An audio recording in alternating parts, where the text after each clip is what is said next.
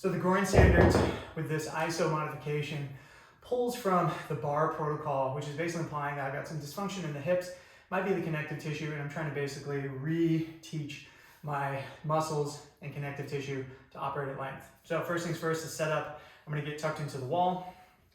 I like to scooch myself up nice and tall.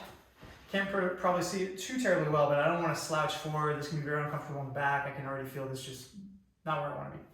Tucked up nice and tall.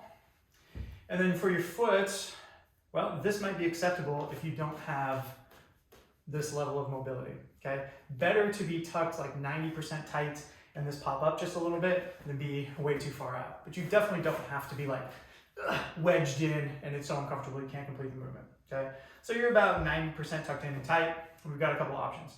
First is just hands. So pressing down with the hands to create a little stretch. And then my goal here is to push back up into my hands against this immovable object. So how much pressure is basically up to how much pain you can tolerate. I shouldn't say pain you can tolerate.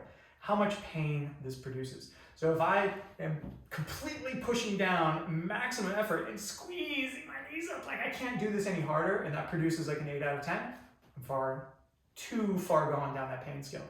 However, if I push down into it, I've got this rock solid foundation that I can't push up against, and I give it, let's say, 30% effort, and it's like, okay, I can feel some tension. If I go harder, it starts to get painful, so I revert back to like 30 or 40%, but I'm producing tension, right? I'm producing force that I'm resisting with my hands.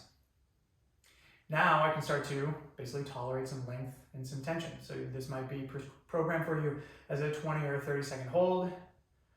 Relax, go into my other movements, come back, get a 30-second hold or whatever the case may be. With the use of dumbbells, now here's the thing, is this is now lighter than when I'm producing with my hands, but it allows for some movements.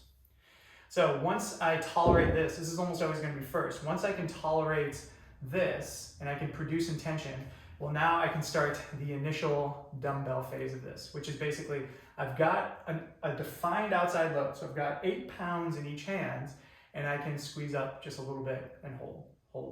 I'm not trying to close them all the way together. Like I don't know if you could go much higher than this, but basically get a maximum length. By the time you get to here, this should be pain-free. And squeezing up just a little bit and holding. Not all the way, just like literally 1 inch. So I'm trying to maintain length with some tension.